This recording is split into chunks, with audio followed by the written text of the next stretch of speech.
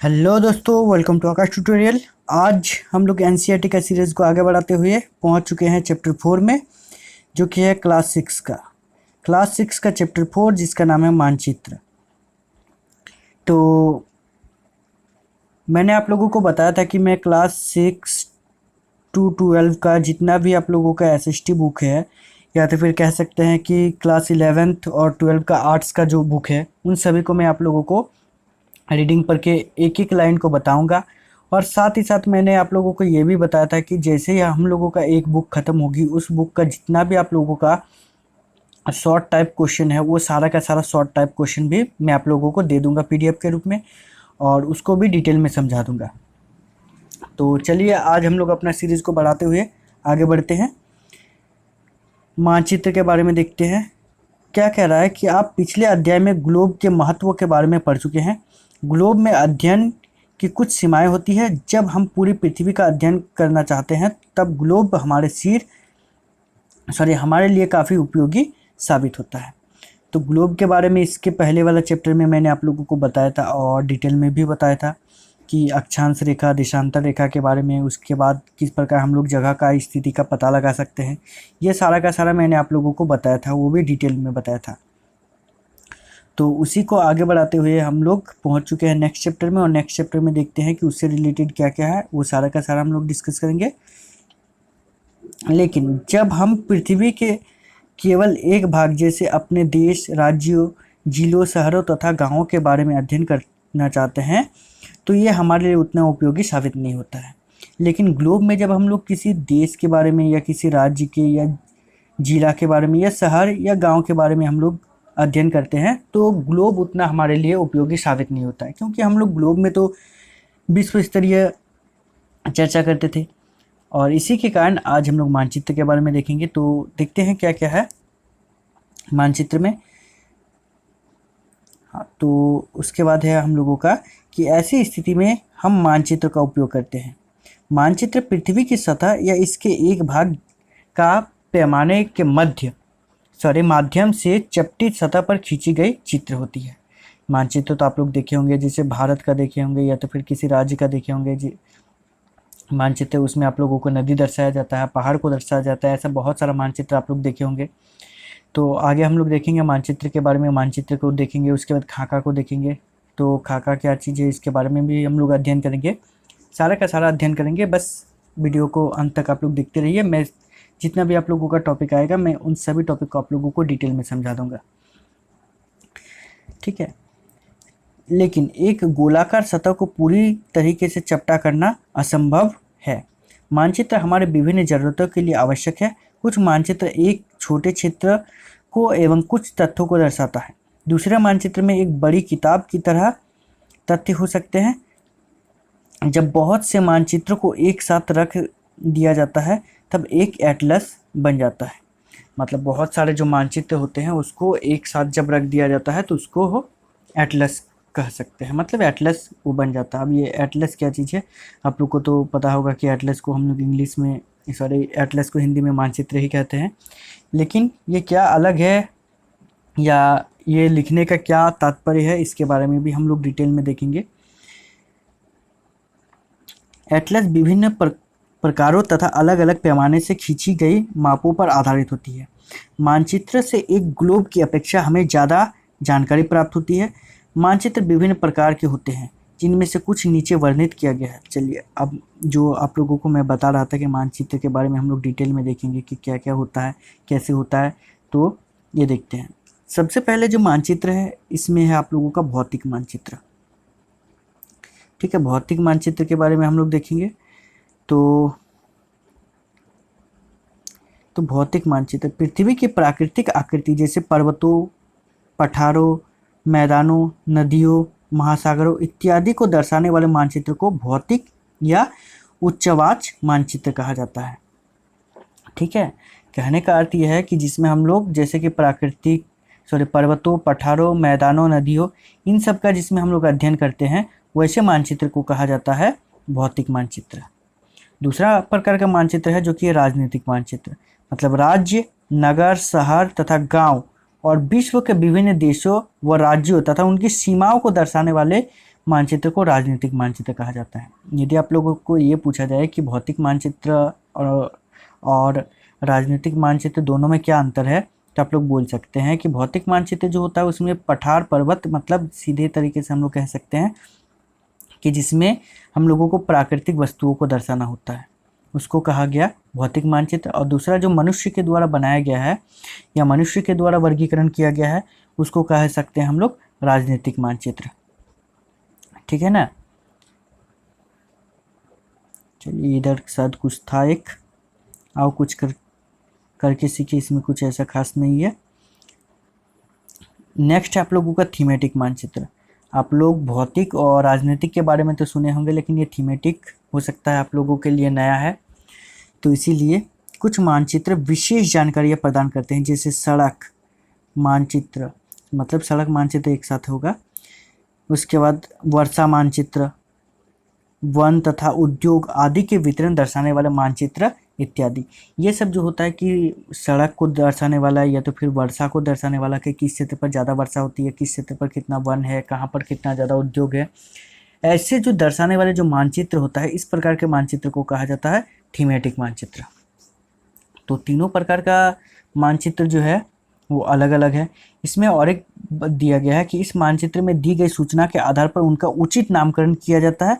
मानचित्र में 3 घटक है, दूरी, दिशा और प्रतीक। तो दूरी क्या है, दिशा क्या है, ये तो पता है, लेकिन ये प्रतीक क्या चीज़ है इसके बारे में हम लोग देखेंगे। लेकिन एक एक करके हम सारा का सारा जो है उसको देख रहे हैं। जैसे दूरी, मानचित्र एक आरेखन होता है जो कि पूरे विश्व या उसके एक भाग को छोटा कर कागज के एक पन्नों पर दर्शाते हैं।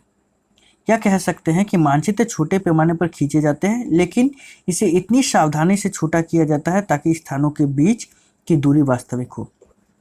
मतलब मानचित्र को हम लोग बनाते हैं, लेकिन मानचित्र को बनाने के लिए हम लोग क्या करते हैं, जो हम लोगों का ऐसे साधारण दूरी होता है उसी दूरी को हम लोग को मानचित्र में लगे कि हाँ दूरी उतना ही है, परंतु मानचित्र में छोटा बनाया जाता है। अब मान लेते हैं कि हम लोगों का यदि, जैसे कि मैं झारखंड से हूँ, अब झारखंड का जितना बड़ा सड़क है तो उतना बड़ा यदि मानचित्र को बनाया जाए तो उतना बड़ा मानचित्र तो बनाना संभव नहीं है ना। तो इसीलिए मानचित्र में दूरी उतना ही रहता है, परंतु उसको छोटे रूप में दर्शाया जाता है। ठीक है, ताकि वास्तविक दूरी बना रहे, मतलब वास्तविक दूरी लोगों को लगे। ये तभी संभव हो सकता है जब कागज पर एक छोटी दूरी स्थल की बड़ी दूरी को व्यक्त करती हो। इसलिए इस उद्देश्य के लिए एक पैमाना चुना जाता है। पैमाना स्थल पर वास्तविक दूरी तथा मानचित्र पर दिखाई गई दूरी के बीच अनुपात होता है। ठीक है, ये पैमाना क्या होता है, तो पैमाना जो होता है वो स्थल पर वास्तविक दूरी तथा मानचित्र पर दिखाई गई दूरी के बीच का अनुपात होता है। ठीक है ना। उदाहरण के लिए कि आपके विद्यालय एवं आपके घर के बीच की दूरी 10 किलोमीटर है, जिसे मानचित्र पर 2 सेंटीमीटर की दूरी से व्यक्त किया गया है। ठीक है, मतलब 10 किलोमीटर को 2 सेंटीमीटर की दूरी पर। अब हो सकता है कि मानचित्र और भी छोटा हो। ठीक है, जरूरी नहीं है कि इतना ही, ऐसा ही हो सकता है कि मानचित्र और भी यदि छोटा होगा तो वो और भी छोटा रूप में दर्शाया जा सकता है। इसका अभिप्राय है कि मानचित्र का 1 सेंटीमीटर स्थल के 5 किलोमीटर को दर्शाएगा। आपके रेखा चित्र का पैमाना 1 सेंटीमीटर बराबर 5 किलोमीटर। इस प्रकार पैमाने किसी भी मानचित्र के लिए बहुत महत्वपूर्ण होती है, यह होता है। ठीक है, अगर आपको क्या चला गया, चलिए इधर है, पैमाने की जानकारी है तो आप मानचित्र पर दिए गए किसी भी 2 स्थानों के बीच की दूरी का पता लगा सकते हो। ठीक है, अब ये बड़ा मानचित्र के लिए। अब यदि आपको छोटा मानचित्र दे दिया जाए और छोटा मानचित्र में आपको ढूंढने के लिए बोला जाए कि आप 1 सेंटीमीटर ढूंढिए, 2 सेंटीमीटर ढूंढिए, तो ऐसा तो संभव नहीं है। ठीक है, हर एक मानचित्र का अलग अलग हो सकता है, कुछ मिलीमीटर में भी होता है, कुछ सेंटीमीटर में होता है। जैसे कि आप लोगों का जैसे जो नॉर्मल आता है आप लोगों को मार्केट में, वो लगभग इस दूरी को पालन करता है, या कह सकते हैं इस दूरी को मानता है। आगे है हम लोगों का कि जब बड़े क्षेत्रफल वाले भाग जैसे महाद्वीपों या देश को कागज पर दिखाना होता है तब हम लोग छोटे पैमाने का उपयोग करते हैं। उदाहरण के लिए मानचित्र 5 सेंटीमीटर स्थल के लिए 500 किलोमीटर को दर्शाएगा, जो कि अभी अभी आप लोगों को बताया कि छोटे मानचित्र में छोटे जगह को दर्शाने के लिए ऐसा किया जाता है, लेकिन जो बड़ी जगह होते हैं उस बड़ी जगह के लिए अलग अलग होता है फिर। ठीक है, तो इसको छोटा पैमाने वाला मानचित्र कहते हैं। ठीक है, ये वाला जो है इसको छोटा पैमाने वाला मानचित्र कहा जाता है, जिसमें मतलब बहुत बड़ी जगह को बहुत छोटे जगह पर दर्शाया जाएगा, उसको कहेंगे हम लोग। जब एक छोटा क्षेत्रफल वाला भाग जैसे आपके गांव या शहर को कागज पर दिखाना होता है तब हम बड़े पैमाने का उपयोग करते हैं। जैसे स्थल पर 500 मीटर की दूरी के मानचित्र को 5 सेंटीमीटर पर दर्शाते हैं। ठीक है, आप देख लीजिए कि जैसे कि हमारा गांव हो गया, ये शहर हो गया, ये तो किसी देश से या तो फिर पूरे विश्व का यदि बात करें तो उससे तो छोटा होगा, और इसी के कारण यहाँ पर इस प्रकार दर्शाया गया है। तो इस प्रकार के मानचित्र को बड़े पैमाने वाला मानचित्र कहा जाता है। इसको बड़े पैमाने वाला कहा जाता है क्यों? क्योंकि इसमें क्या होता है कि एक छोटा सा क्षेत्र को 5 सेंटीमीटर में दर्शा रहा है, मतलब बहुत बड़ा करके उसको दर्शा रहा है, इसी के कारण ये ऐसा हो रहा है। चलिए आगे बढ़ते हैं कि बड़े पैमाने वाले मानचित्र छोटे पैमाने वाले मानचित्र की अपेक्षा अधिक जानकारी प्रदान करती है। तो अब जैसे कि इतना बड़ा क्षेत्र है, इतना बड़ा क्षेत्र के लिए हम इतना छोटा सा मानचित्र बनाएंगे तो उसमें तो ज़्यादा अटेगा ही नहीं, मतलब उसको दिखाने के लिए कि हमको नदी है, झरना, पहाड़ है, ऐसा कुछ है, तो उसको दर्शाने के लिए बहुत छोटा जगह पड़ जाएगा। लेकिन अब मान लेते हैं कि जगह ही इतना छोटा है और उसको यदि हम इतना बड़ा में यदि दर्शाते हैं तो क्या होगा कि हम लोग इसमें बहुत सारा नदी, झरना वगैरह बहुत सारी चीज़ों को दर्शा सकते हैं। ठीक है ना, इसी के कारण यहाँ पर कहा जा रहा है कि बड़े पैमाने वाले मानचित्र छोटे पैमाने वाले मानचित्र की अपेक्षा अधिक जानकारी प्रदान करती है। ठीक है ना, चलिए नेक्स्ट है हम लोगों का एक मानचित्र आप लोगों को दिया गया है इस प्रकार। तो इस मानचित्र को आप देख सकते हो। अभी हम लोगों को इसी मानचित्र में आना है। तो अब दिशा के बारे में, अभी हम लोग दूरी के बारे में देखे, अब दिशा के बारे में हम लोग देख लेते हैं। जैसे कि बोला कि अधिकतर मानचित्रों के ऊपर दाहिनी तरफ तीर का निशान बना होता है, देख सकते हैं आप लोग इस प्रकार। आप लोगों को जो मानचित्र यहाँ पर दिया गया है तो जो दाहिनी तरफ आप लोगों का कौन सा होगा, ये वाला भाग लगभग इस प्रकार तीर का निशान लगा होता है, जिसके ऊपर उत्तर मतलब अक्षर ऊ लिखा जाता है। वो यहाँ पर दिया गया उत्तर के बारे में, जैसे कि आप लोग ये देख सकते हो, ये वाला हर एक मानचित्र पर लगभग आप लोगों को मिल जाएगा। ये तीर का निशान है और उसके ऊपर उत्तर लिखा हुआ है। यह तीर का निशान उत्तर दिशा को दर्शाता है, इसे उत्तर रेखा कहा जाता है। ठीक है, इसी को उत्तर रेखा कहा जाता है कि हम लोगों को ये दर्शाता है कि ये उत्तर दिशा को दर्शा रहा है। इसीलिए जब आप उत्तर के बारे में जानते हैं तब आप दूसरी दिशाओं जैसे पूरब, पश्चिम तथा दक्षिण के बारे में पता लगा सकते हैं। जैसे कि आप लोग को चित्र 4.2 में दिखाया गया है। तो चित्र 4.2 आप लोगों का ये है, ये आप लोगों को उत्तर दिशा को दर्शा रहा है और ये दक्षिण दिशा को। अब जब उत्तर और दक्षिण हम लोगों को पता चल गया तो इसका मतलब इधर पूरब होगा और इधर जो होगा आप लोगों का पश्चिम होगा ना। इस प्रकार हम लोग दिशा का पता लगा सकते हैं बहुत आसानी से। हाँ, तो ये तीर का निशान उत्तर दिशा को दर्शाता है, इसे उत्तर रेखा कहा जाता है। जब आप उत्तर के बारे में जानते हैं तब आप दूसरी दिशाओं के बारे में जैसे पूर्व, पश्चिम तथा उत्तर, दक्षिण के बारे में पता लगा सकते हैं। और उसके बाद चित्र 4.2 में हम लोग देख चुके हैं अभी सभी दिशा के बारे में। वे प्रधान द्विग बिंदु कहे जाते हैं। ये प्रधान द्विग बिंदु इसी को कहा जाता है। द्विग बिंदु मतलब दो दिशाओं को दर्शाएगा, जैसे कि एक इधर उत्तर को और इधर दक्षिण को दर्शाएगा, और इसी को कहा जाता है द्विग बिंदु। ठीक है, बीच की चार दिशाएं उत्तर पूर्व आप लोग देख सकते हो, ये वाला भाग होगा। ठीक है, मतलब ये उत्तर दिशा, ओके इसको कलर चेंज करके बता रहे, ये हो गया हमारा उत्तर दिशा और ये हो गया हमारा पूरब। तो ये उत्तर और पूरब के बीच का जो दिशा है उसको कहा जाता है उत्तर पूर्व। ठीक है ना, उसी तरह ये यदि पूर्व है और ये यदि आप लोगों का दक्षिण है तो इन दोनों के बीच का जो ये वाला भाग होगा इसको हम लोग कहेंगे दक्षिण पूर्व। ठीक है, दक्षिण पूर्व कह सकते हैं या पूर्व दक्षिण कह सकते हैं, लेकिन ज़्यादातर दक्षिण पूर्व ही कहा जाता है। तो इसी प्रकार हम लोग दिशा का अंदाजा लगा सकते हैं बहुत आसानी से। आगे आप लोगों को दिया गया है कि इसी बीच वाली दिशा की मदद से किसी भी स्थान की सही स्थिति का पता लगाया जा सकता है। तो इसी का जैसे कि आप लोगों को ये बोला जाए कि कौन सा आप लोगों का उत्तर पूर्व है, कौन सा दक्षिण पूर्व है, ऐसा आप लोगों को कुछ भी कहा जाए तो आप लोग अंदाज़ा लगा सकते हो इसके माध्यम से। इसको वैसे दिक्सूचक बोला जाता है या इंग्लिश में आप लोग कंपास बोलते होंगे, जो कि आप लोगों को बहुत अच्छी तरीके से पता है। चित्र 4.1 में निम्नलिखित दिशाओं का पता लगाइए। विकास के घर से सामुदायिक केंद्र तथा खेल के मैदान की दिशा। देखिए यहाँ पर आप लोगों को विकास और उसका घर का मैदान के बारे में पूछ रहा है, तो ये दिखाया गया है। तो पहले तो हम लोग घर ढूंढ लेते हैं कि कहाँ पर है। तो सबसे पहले तो ये शीला का घर है और ये विकास का घर, ये विकास का घर है और उसके बाद खेल का मैदान जो कि यहाँ पर है। ठीक है, तो इस तरीके से आप लोग पता लगा सकते हो।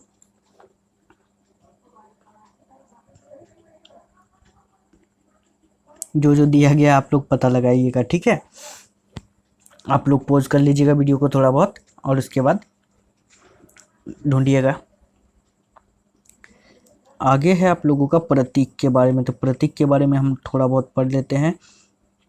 वैसे आप लोगों को पता है ये चुंबक का सुई जो होता है ये हमेशा उत्तर दक्षिण की दिशा को दर्शाता है, जो कि अभी अभी हम लोग देखे थे। ये मान लेते ये एक बिंदु है और ये उत्तर और ये दक्षिण, तो इसी रूप में हमेशा दर्शाएगी चुंबकीय सुई। और इस प्रकार से हम लोग क्या कर सकते हैं, दिशा का पता लगा सकते हैं। अब आते हैं प्रतीक में। तो प्रतीक क्या होता है, तो जैसे कि ये किसी भी मानचित्र का तीसरा प्रमुख घटक है। किसी भी मानचित्र पर वास्तविक आकार एवं प्रकार के विभिन्न आकृति जैसे भवनों, सड़कों, पुल, वृक्षों, रेल की पटरियां या कुएं को दिखाना संभव नहीं होता है। इसीलिए वे निश्चित अक्षरों, छायाओं, रंगों, चित्रों तथा रेखाओं का उपयोग करके दर्शाया जाता है। जैसे कि अब मान लेते हैं किसी मानचित्र में हमको बहुत सारा ये दिखाना है कि बहुत सारा पेड़ है, बहुत सारा घर है, तो क्या हम लोग उतना दिखा सकते हैं? उतना घर भी नहीं बना सकते, उतना पेड़ पौधे को भी नहीं बना सकते हैं। और इसी के कारण क्या किया जाता है, उसको विभिन्न चिन्हों के द्वारा दर्शाया जाता है। और विभिन्न चिन्हों के द्वारा दर्शाया जाता है और इसी को कहा जाता है प्रतीक। ठीक है, ये प्रतीक कम स्थान से अधिक जानकारी प्रदान करते हैं। इन प्रतीकों के इस्तेमाल के द्वारा मानचित्र को आसानी से खींचा जा सकता है तथा इसका अध्ययन करना संभव होता है या आसान होता है, जो आप लोग कह सकते हो। ठीक है, अगर आप इस क्षेत्र की भाषा को नहीं जानते हैं तथा आप किसी की दिशा के बारे में नहीं पूछ सकते हैं, तब इन चिन्हों की सहायता से के द्वारा मानचित्र की जानकारी प्राप्त कर सकते हैं। जैसे कि आप लोगों को ये वाला दिखा रहा हूँ, जैसे ये आप लोगों को दिया गया। जैसे कि रेलवे लाइन जो है, रेलवे लाइन को इस प्रकार दर्शाया जाता है। जैसे कि बड़ी लाइन है तो ये वाला होगा, उसके बाद मीटर लाइन है तो ये वाला होगा, और रेलवे स्टेशन है तो ये वाला होगा। यदि सड़क है तो सड़क यदि पक्की है तो कुछ इस प्रकार दिखाएगा, और यदि कच्ची सड़क है तो इस प्रकार दिखाएगा। उसी प्रकार अंतर्राष्ट्रीय सीमा के बारे में दिया गया, राज्य के बारे में दिया गया और जिला के बारे में दिया गया। तीनों प्रकार का सीमा अलग अलग दर्शाया गया। उसी प्रकार नदी के बारे में दर्शाया गया है, कुआं दर्शाया गया है, सॉरी कुआं इधर है, उसके बाद तालाब, नहर और पुल। इस प्रकार जो है आप लोगों को बताया जाता है मानचित्र के बारे में। आप इसको स्क्रीनशॉट कर लीजिएगा, ठीक है, और इसका अध्ययन कीजिएगा। ये आप लोगों को बहुत ज़्यादा हेल्प करेगा, ठीक है ना। चलिए आगे बढ़ते हैं कि मानचित्र की एक विश्वव्यापी भाषा होती है जिसे अभी आसानी से समझ सकते हैं। इन प्रतीकों के उपयोग के संबंध में एक अंतर्राष्ट्रीय सहमति है। ये रूढ़ प्रतीक कहे जाते हैं और इसको रूढ़ प्रतीक कहा जाता है। कुछ रूढ़ प्रतीक 4.3 में दर्शाए गए हैं, जो कि अभी अभी आप लोगों को दिखाएं। ये जो है आप लोगों का रूढ़ प्रतीक, जो कि अभी आप लोगों को समझाए हम।